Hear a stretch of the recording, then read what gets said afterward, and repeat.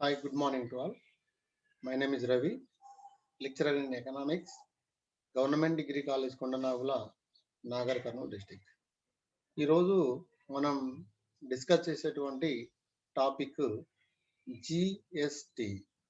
GST అంటే goods and services tax, వస్తువులు మరియు సేవల పన్ను అనేటువంటి టాపిక్ మనము ఈరోజు డిస్కస్ చేయాలనుకుంటున్నాము.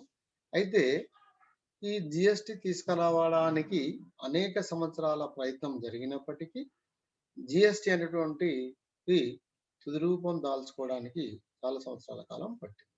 సో ఇలాంటి జిఎస్టిలో వాటి యొక్క పరిస్థితులు ఏ విధంగా ఉన్నాయి అనేటువంటి దాని గురించి మనం నేర్చుకోవాల్సిన పరిస్థితి ఉంది. అయితే ఈ యొక్క కాంటెంట్లో ఏముంటుందో అంటే మనకు జిఎస్టి చరిత్ర, పరిణామ క్రమం ఒకటి, రెండోది జిఎస్టి కౌన్సిల్, జిఎస్టి ఎంపవర్డ్ కమిటీలు, జిఎస్టిని ఏ విధంగా లెక్కిస్తారు, జిఎస్టిఎన్, జిఎస్టి నెట్వర్క్ అంటే ఏంటిది, GSTN common pass through portal ఏ విధంగా ఉంటుంది, అదేవిధంగా జిఎస్టి ఎన్ని రకాలుగా ఉంటుంది, అయితే జిఎస్టి పరిధి ఏంటిది అనేటువంటిది మనం ఇందులో చూస్తాము. తర్వాత జిఎస్టి ఎన్ని రకాల స్లాబులు ఉంటుంది, సో వివిధ దేశాల్లో జిఎస్టి పరిస్థితి ఏ విధంగా ఉందనేటువంటిది, అయితే రాష్ట్రాలకు నష్టం జరిగినప్పుడు దాన్ని పూడ్చడానికి ప్రభుత్వం ఏ విధంగా ప్రయత్నం చేస్తుంది, దానికి ఒక మినహాయింపులు ఏ విధంగా ఉంటాయి, అందులో విలీనమైనటువంటి పన్నులు ఏంటివి, జిఎస్టి వలన ప్రయోజనాలు మరియు లోపాలు అనేటువంటి వాటి గురించి మొత్తం కూడా ఇందులో క్లియర్గా నేర్చుకోవాల్సినటువంటి అంశం ఉంది. సో జిఎస్టి అంటే గూడ్స్ అండ్ సర్వీసెస్ ట్యాక్స్, వస్తు మరియు సేవల పన్ను. వస్తు మరియు సేవల పన్ను జిఎస్టి అనేటువంటిది ఒక ఏక పన్ను వ్యవస్థ. దీని వలన ఆర్థిక వ్యవస్థ మరియు కార్పొరేట్ రంగం ప్రయోజనం పొందుతూ ఉంది. ఈ పన్ను ఒక దేశం ఒకే పన్ను అనే ఒక ప్రాథమిక సూత్రం ప్రాతిపదికన పనిచేస్తూ ఉంటుంది. జిఎస్టి అనేది ఒక సమగ్రమైన పన్ను వ్యవస్థ. ఇది కేంద్ర, రాష్ట్ర ప్రభుత్వాలు విధించే పరోక్ష పన్నులను ఒకే గొడుగు కిందకు తీసుకురావడానికి ప్రయత్నం చేస్తుంది. సో ఇక్కడ చూడండి, one nation one tax one market అనేటువంటిది జిఎస్టి యొక్క ముఖ్య నినాదంగా దీన్ని తీసుకురావడం జరిగింది. మన ప్రధానమంత్రి శ్రీ నరేంద్ర మోడీ గారు ఏం చెప్పాడంటే జిఎస్టి గురించి, గూడ్స్ అండ్ సర్వీసెస్ ట్యాక్స్ ను గుడ్ అండ్ సింపుల్ ట్యాక్స్ గా పేర్కొనడం జరిగింది మన ప్రధానమంత్రి నరేంద్ర మోడీ గారు. సో జిఎస్టి పరిణామ క్రమాన్ని గనక చూసినట్లయితే వాస్తవంగా దీన్ని మొట్టమొదటిసారిగా 1954 సంవత్సరంలోనే ఫ్రాన్స్ దేశం ప్రవేశపెట్టింది. సో ఇప్పటి వరకు జిఎస్టిని ప్రవేశపెట్టినటువంటి ప్రపంచ దేశాలు 165 దేశాలు, మన భారతదేశము 166వ దేశంగా ఉంది. సో జిఎస్టిని ప్రవేశపెట్టడానికి భారతదేశంలో మోడ్వాట్ అనేటువంటి ప్రవేశపెట్టిండ్రు. మోడిఫైడ్ వాల్యూ యాడెడ్ ట్యాక్స్ ప్రవేశపెట్టడం ద్వారా పరోక్ష పన్నుల సంస్కరణ ప్రక్రియ 1986లోనే ప్రారంభమైంది అని చెప్పడానికి మనం అవకాశం ఉంటుంది. సో ఇలాంటి జిఎస్టిని అప్పటి మన అటల్ బిహారీ వాజ్పేయి ప్రధానమంత్రిగా ఉన్నప్పుడు 1999లో బిమల్ జలాన్, ఐజీ పటేల్, రంగరాజన్తో కూడిన ఆర్థిక సలహా కమిటీ ఏర్పాటు చేసింది. ఈ కమిటీ జిఎస్టి గురించి తొలిసారిగా చర్చించింది. అయితే 2000 సంవత్సరంలో అప్పుడు పశ్చిమ బెంగాల్ ఆర్థిక మంత్రిగా ఉన్నటువంటి అసీం దాస్ గుప్తా సారథ్యంలో ఒక కమిటీ ఏర్పడింది. ఆ కమిటీ కాస్త ఏమైందంటే వ్యాట్ కమిటీగా పిలువబడింది. ఈ మరి తర్వాత కాలంలో వ్యాట్నే మళ్ళీ మనం జిఎస్టిగా తీసుకొచ్చుకున్నాం. యాజ్ టీజ్గా వ్యాట్, జిఎస్టి రెండు ఒక దగ్గర ఒకే తీరుగా కనిపిస్తాయి. తర్వాత 2003లో ఈ యొక్క పన్నుల సంస్కరణల మీద విజయ్ కేల్కర్ కమిటీని, టాస్క్ ఫోర్స్ కమిటీని ఏర్పాటు చేసుకోవడం జరిగింది. అదే కమిటీ 2005 సంవత్సరంలో ఒక నివేదిక సమర్పణ చేసి 12th ఫైనాన్స్ దానికి ఇచ్చినట్లు జిఎస్టిని తీసుకురావాలనే సూచనలు మనకు చెప్పుకోవడం జరిగింది. సో ఎప్పుడు భీమాల్ అది మనకు విజయ్ కేల్కర్ కమిటీ కాస్త 2005లో ఆ కమిటీకి ఇచ్చి తీసుకురావడం జరిగింది. అయితే 2005 జిఎస్టి అమలులోకి తీసుకురావడం యూపీఏ ప్రభుత్వ లక్ష్యం అని అప్పట్లో ఉన్నటువంటి మన ఆర్థిక మంత్రి చిదంబరం గారు ఒక ప్రకటన చేశారు. అయితే ఈ 2006-7లో చిదంబరం గారు జిఎస్టీపై తొలిసారిగా పార్లమెంట్లో ఒక ప్రకటన చేసిరు. 2010 నుండి జిఎస్టీని అమలు చేస్తామని ఆ ప్రకటనలో పేర్కొన్నప్పటికీ ఇది అమలు కాలేదు. సో 2009 నవంబర్లో సాధికార కమిటీ చర్చ వచ్చింది. 2009లో కూడా దీని యొక్క ప్రస్తావన వచ్చినప్పటికీ దీని యొక్క పూర్తిగా 2010లో దీని యొక్క స్వరూపాన్ని బీజేపీ బాగా వ్యతిరేకించింది. దాంతో 2010లో జిఎస్టీ అనేటువంటిది ఆగిపోయింది. భారతదేశంలో జిఎస్టీ అనేటువంటిది ఆగిపోయింది. 2011లో జిఎస్టీ అమలు కోసం అప్పటి ఆర్థిక మంత్రి ప్రణబ్ ముఖర్జీ గారు 115వ రాజ్యాంగ సవరణ బిల్లును లోక్సభలో ప్రవేశపెట్టిరు. ఈ బిల్లు ప్రతిపక్ష పార్టీ అయిన బీజేపీ వ్యతిరేకించడంతో పార్లమెంట్ స్థాయి సంఘానికి నివేదించడం జరిగింది. 2013లో ఈ స్థాయి సంఘం జిఎస్టీపై పూర్తి నివేదిక సమర్పించినప్పటికీ 2014లో వెంటనే లోక్సభ రద్దు కావడంతో జిఎస్టీపై తుది చర్యలు తీసుకోవడం జరగలేదు. తరువాత 2015 ఫిబ్రవరి అప్పటి కేంద్ర ఆర్థిక మంత్రి శ్రీ అరుణ్ జైట్లీ గారు జిఎస్టీకి సంబంధించిన 122వ రాజ్యాంగ సవరణ బిల్లును లోక్సభలో ప్రవేశపెట్టారు. 2016 ఏప్రిల్ 1 నుంచి జిఎస్టీని అమలు చేస్తామని అరుణ్ జైట్లీ ప్రకటించినప్పటికీ అయితే 2015 మే జిఎస్టీకి సంబంధించిన రాజ్యాంగ సవరణ బిల్లుకు లోక్సభ ఆమోదం చేసిన తర్వాత రాజ్యసభకు ఈ బిల్లు పోయింది. అయితే 2015 ఆగస్టు ఈ జిఎస్టీ బిల్లుపై కాంగ్రెస్ పార్టీ కొన్ని సవరణలు ప్రతిపాదించడంతో రాజ్యసభలో ఈ బిల్లు పాస్ కాలేదు. మళ్ళీ తిరిగి 2016 జిఎస్టీపై రేటుపై పరిమితి విధించాలనే కాంగ్రెస్ ప్రతిపాదనను ఎన్డీఏ ప్రభుత్వం ఆమోదించింది. దీంతో 3/8/2016 జిఎస్టీ బిల్లును రాజ్యసభ కూడా ఆమోదించింది. తిరిగి ఈ బిల్లును లోక్సభలో జిఎస్టీ బిల్లును 8/8/2016 ఆమోదించింది.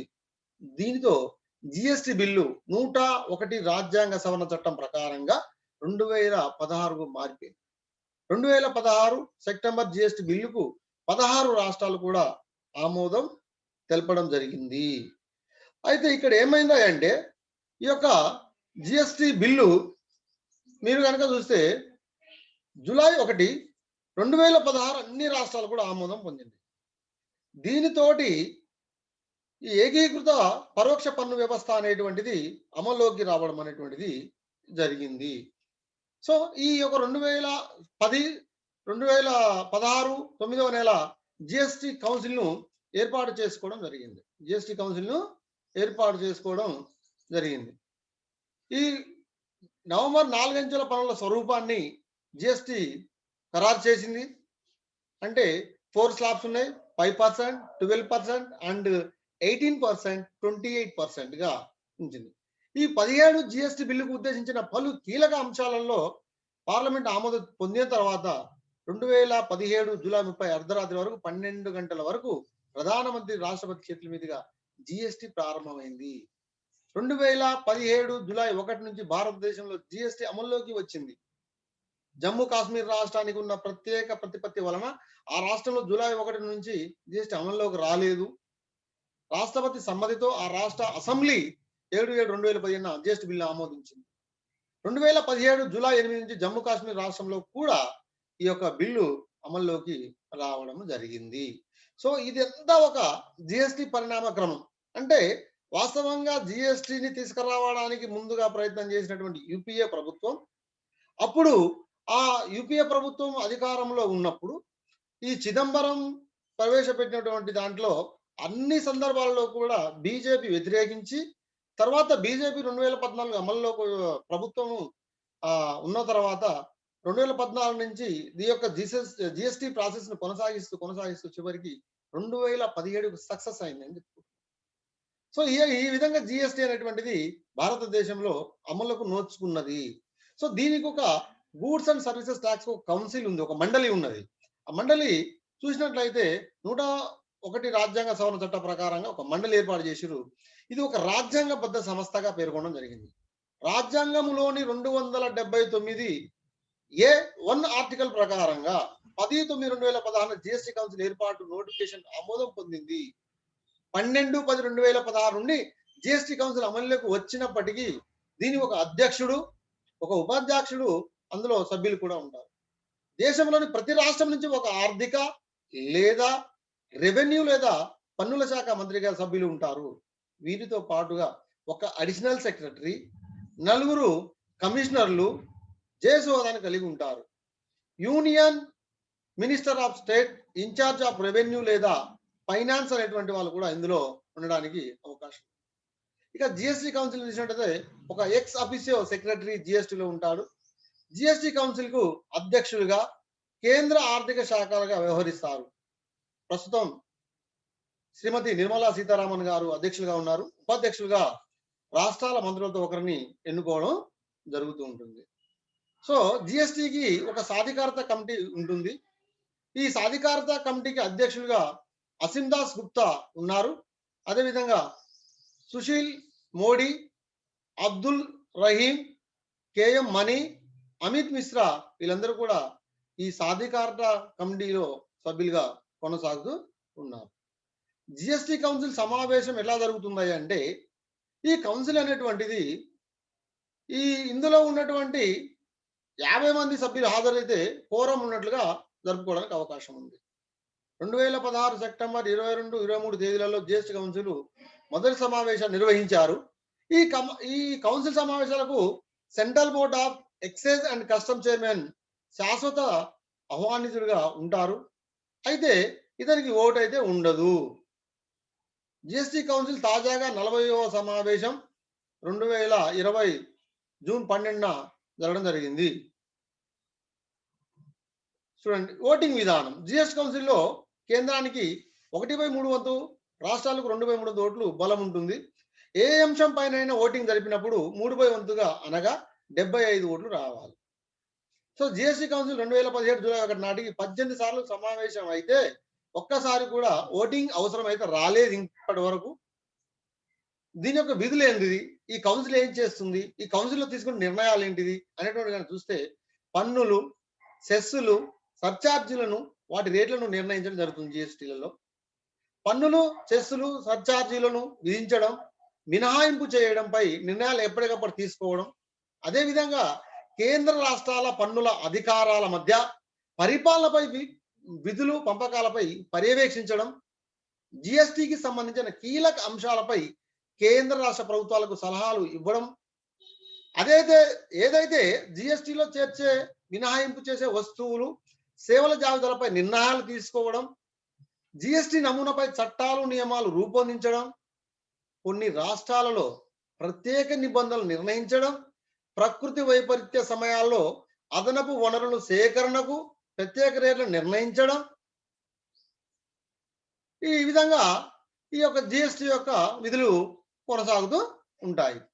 తర్వాత జిఎస్టిని లెక్కించే విధానము, ముందు ఉన్న విధానం యాజ్ ఇట్ ఈజ్ గా మనకు వ్యాట్లో అయితే ఏ విధానం అమల్లో ఉందో జిఎస్టిలో కూడా అదే విధానం అమల్లో ఉంది.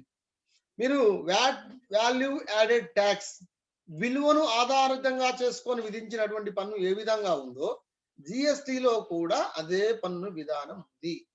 ఉత్పత్తిదారుడు, పంపిణీదారుడు, హోల్సేలర్, రిటైలర్, వినియోగదారుడు. చూడండి, manufacture, distributor, wholesaler, retailer and consumer, ఈ 5గురుకు ఎట్లా మనకు వ్యాట్లో ఉందో ఈ 5 దశలు కూడా వ్యాట్ దశలో మాదిరిగానే జిఎస్టికి లేకంటే ముందు ఉన్నది. బట్ జిఎస్టి తర్వాత ఆఫ్టర్ జిఎస్టిలో ఆఫ్టర్ వ్యాట్ ఎట్లా ఉన్నదో రెండు యాజ్ ఇట్ ఈజ్ గా ఉన్నవి. ఇది మీకు ఆల్రెడీ మేము వ్యాట్ గురించి డిస్కస్ చేశాం కాబట్టి నేను లైట్ గా ఒకసారి చెప్తాను.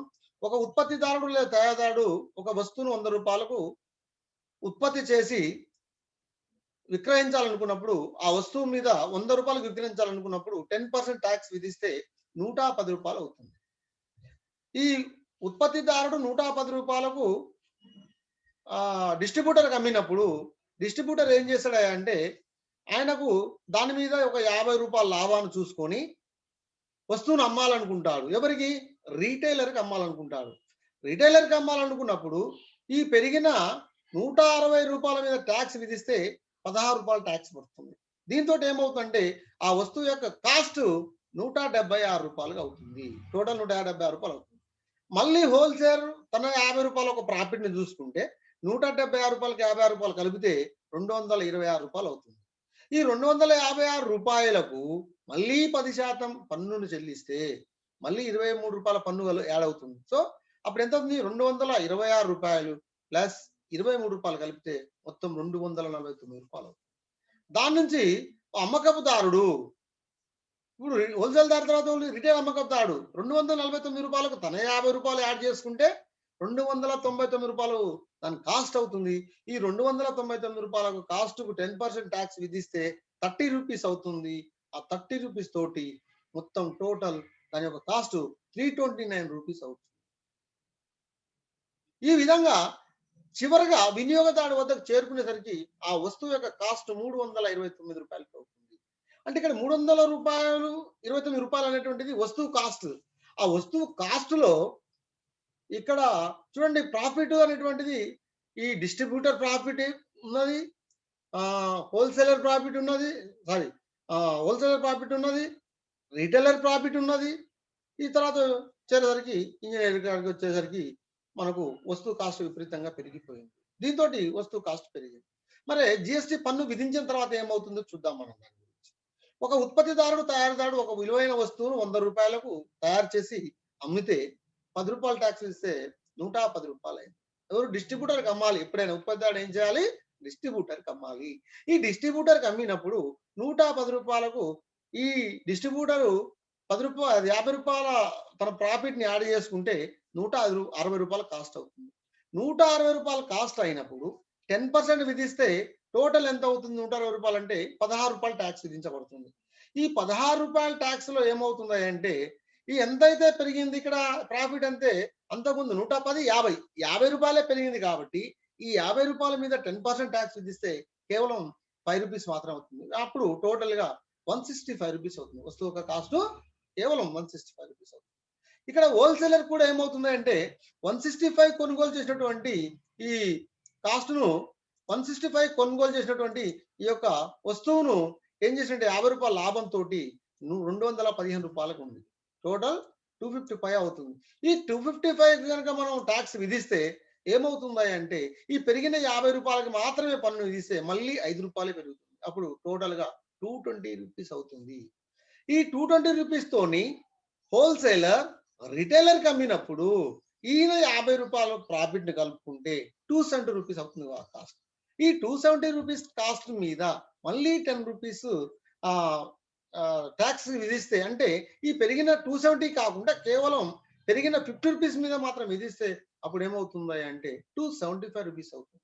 ఈ విధంగా వినియోగదారుని వద్దకు చేరేసరికి 275 రూపీస్ అవుతుంది. టోటల్ కాస్ట్ 275 రూపీస్ అవుతుంది. చూడండి ఇక్కడ ఇది జీఎస్టీ లేనప్పుడు ఉత్పత్తిదారు వద్ద 10 రూపాయల ట్యాక్స్, పంపిణీదారు వద్ద 16 రూపాయల ట్యాక్స్, హోల్సేలర్ దగ్గర 23 రూపాయల ట్యాక్స్, రిటైలర్ వద్ద 30 రూపాయల ట్యాక్స్, టోటల్ ట్యాక్స్ 79 రూపీస్ అవుతుంది.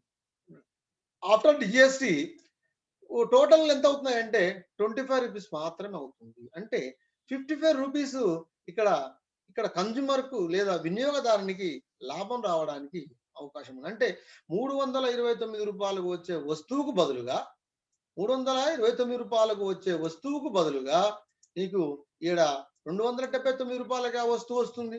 సో దానివల్ల చివరి వినియోగదారునికి లాభం చేకూరుతుంది అని చెప్పడానికి ఈ యొక్క జిఎస్టీకి మనం ఉదాహరణ చెప్పుకోవడం జరుగుతుంది. సో ఇక్కడ జిఎస్టిఎన్ అంటే ఏంటిదంటే జిఎస్టిఎన్ మీన్స్ జిఎస్టి నెట్వర్క్. ఇది ఒక పెద్ద సాఫ్ట్వేర్ నెట్వర్క్. కంపెనీల చట్టం 2016 సెక్షన్ 25 కింద జిఎస్టిఎన్ ని లాభాపేక్ష లేని సంస్థగా ఏర్పాటు చేశారు. దీని యొక్క అధికృత మూలధనం 10 కోట్ల రూపాయలతో దీన్ని ఏర్పాటు చేసుకోవడం జరిగింది. సో జిఎస్టిలో వాటాలు ఏమున్నాయంటే మనకు 2 రకాల వాటాలు ఉంటాయి. ముఖ్యంగా కేంద్ర ప్రభుత్వం వాటా, రాష్ట్ర ప్రభుత్వాల వాటా. కేంద్ర ప్రభుత్వం వాటా 24.5%, రాష్ట్ర ప్రభుత్వాల యొక్క వాటా 24.5% అయితే టోటల్ ప్రభుత్వం వాటా 49% ఉంటుంది. జిఎస్టి పన్నుల వాటాలలో ఈ కేంద్రం, సెంట్రల్ అండ్ స్టేట్ చూసినట్టయితే 24.5 టోటల్ 49% ఉంది. ఇక LIC housing finance 11%, HDFC 10%, HDFC bank 10%, ICICI 10%, NSC 10%, total 51% private వాటా ఉంటుంది. సో గవర్నమెంట్ వాటా 49% ఉంటే ప్రైవేట్ యొక్క వాటా 51% ఇందులో జిఎస్టిఎన్ లో ఉంటుంది. జిఎస్టిఎన్ ఎంఎస్పి కాంట్రాక్ట్ అని ఉంది ఇక్కడ చూడండి, మేనేజ్డ్ సర్వీస్ ప్రొవైడర్. సో ఇందులో 5 సంవత్సరాల కాంట్రాక్ట్ కేంద్ర ప్రభుత్వం 2015లో ఇన్ఫోసిస్ సంస్థకు అప్పచెప్పింది. అయితే జిఎస్టిఎన్ కాంట్రాక్ట్ కోసం ఇన్ఫోసిస్, టిసిఎస్, విప్రో, మైక్రోసాఫ్ట్, టెక్ మహేంద్ర వంటి సంస్థలు పోటీ పడగా ఇన్ఫోసిస్ సంస్థ 1380 కోట్ల రూపాయలకు ఈ కాంట్రాక్ట్ ను చివరికి దక్కించుకుంది. ఎంఎస్పి అంటే ఏమనుకుంటున్నాం, మేనేజ్డ్ సర్వీస్ ప్రొవైడర్ అనేటువంటి పదం. అయితే GSTN common pass throw portal అని ఒకటి ఉంది. ఇన్ఫోసిస్ సంస్థ తన దేశమంతటికి వర్తించే విధంగా ఒక కామన్ పాస్ త్రో పోర్టల్ ని రూపొందించింది. ఇక్కడ ఈ పోర్టల్ ఏం చేస్తున్నాయంటే 1,30,00,000 మందికి సరిపోయే విధంగా ఈ పోర్టల్ ను డిజైన్ చేశారు.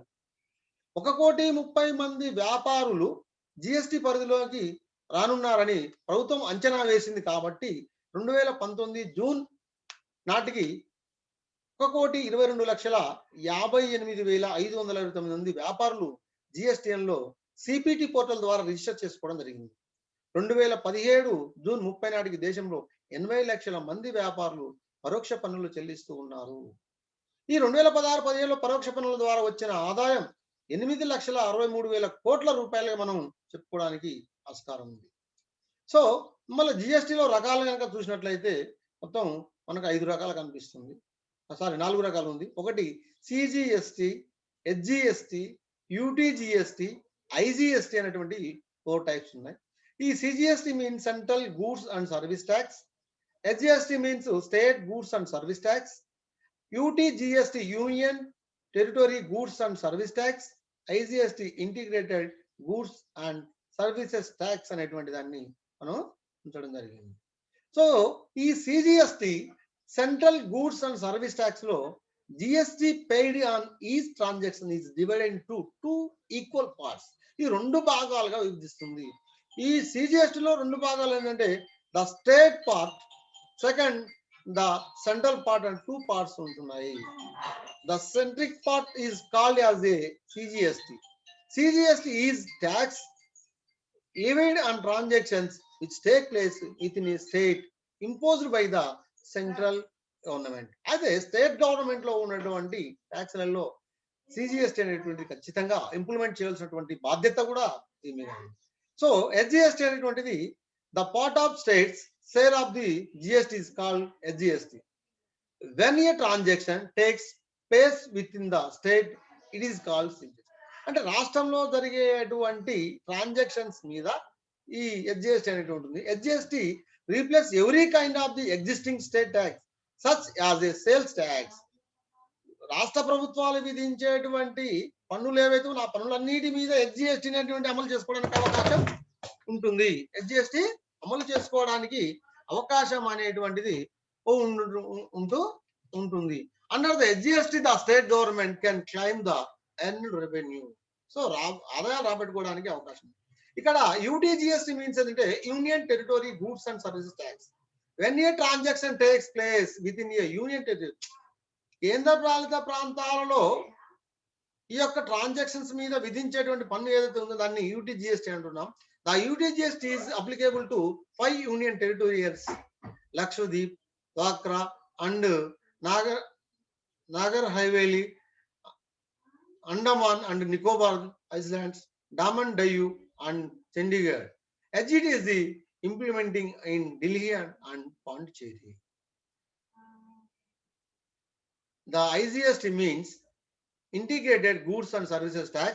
IGST is applied on the interest transactions of goods and services when a transaction takes place between 2 states or 2 union territories, or 1 state and 1 union territory. IGST is called without any bifurcation on the applicable GST. So ఇవన్నీ కూడా ఈ 4 రకాలు అనుకున్నాం. IGST అని, తర్వాత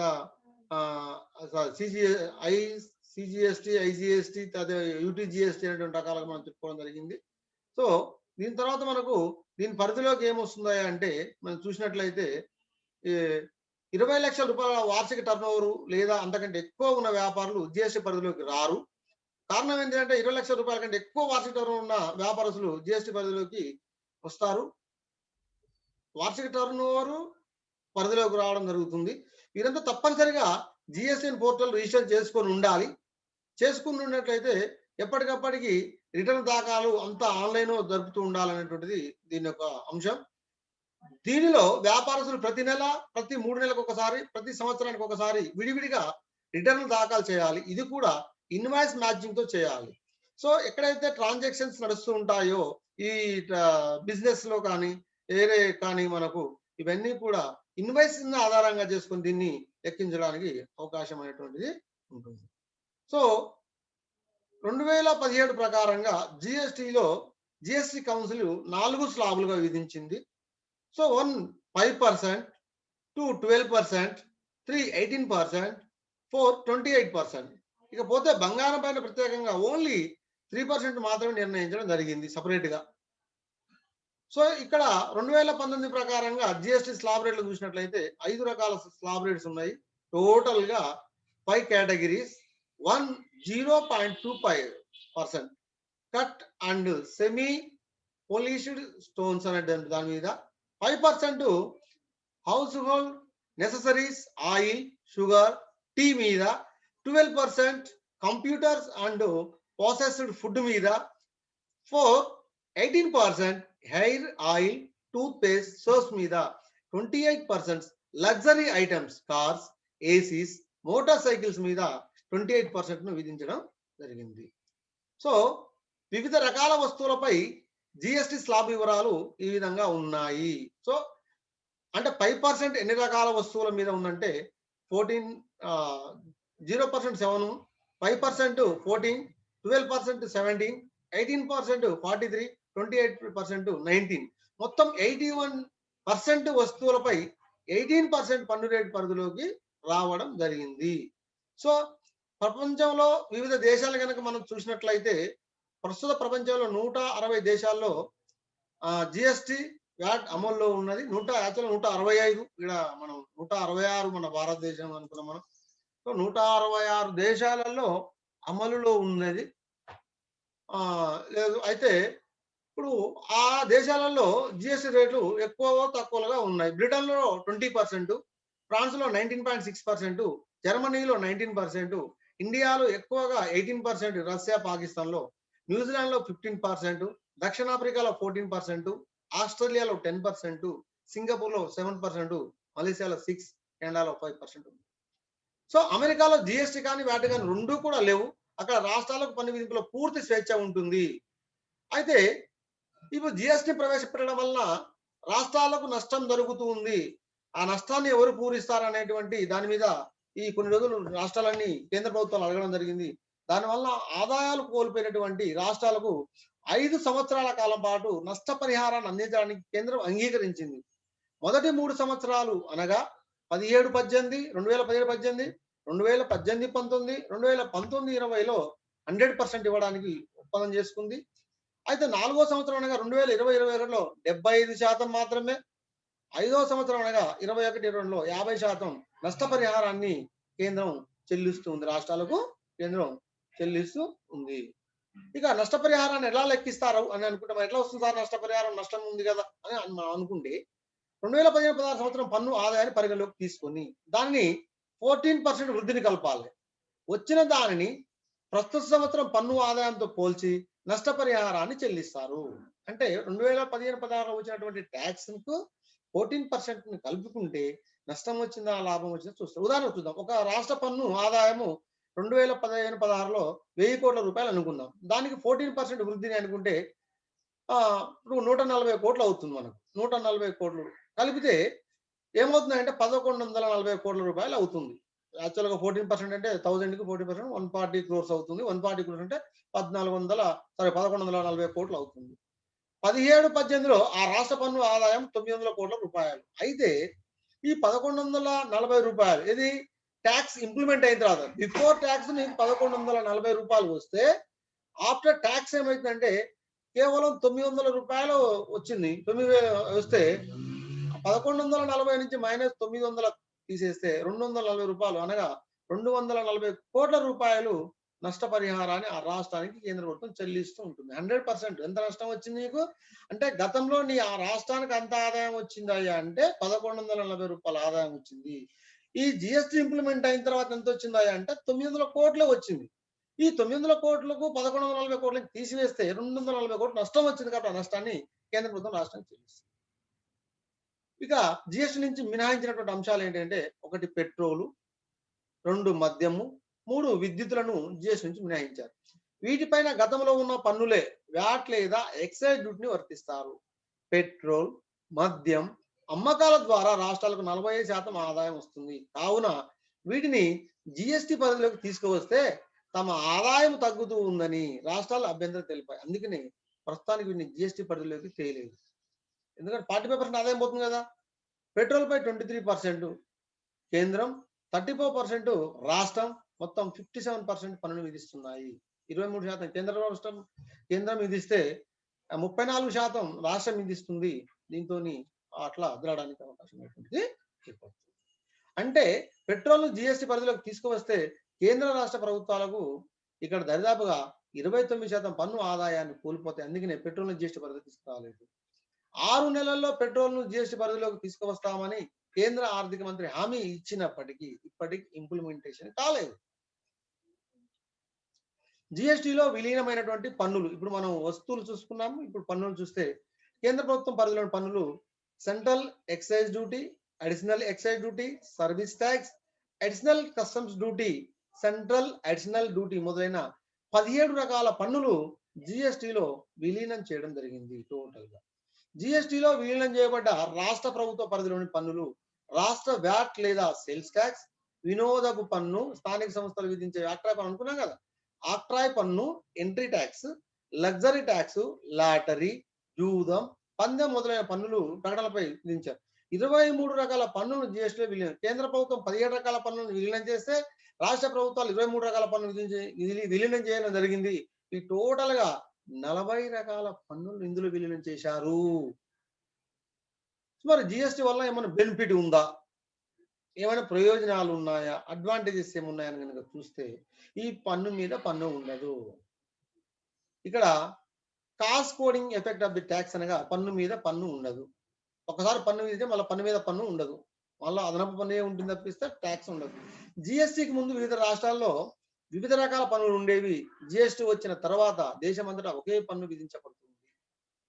జిఎస్టీకి ముందు మన దేశంలో వివిధ రాష్ట్రాలలో సుమారుగా 500 రకాల పన్నులు ఉండేవి.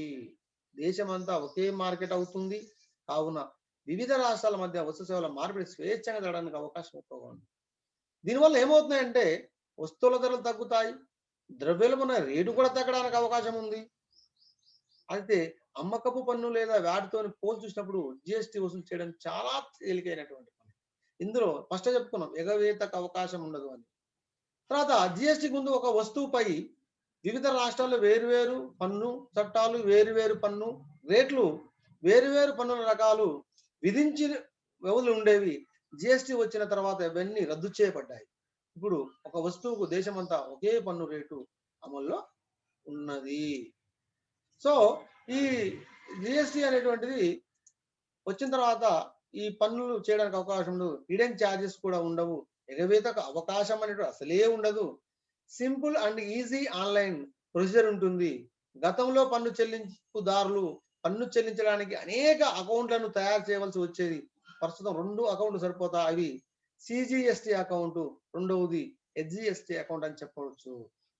తర్వాత ఉత్పత్తులు పెరుగుతాయి, ఎగుమతులు పెరుగుతాయి.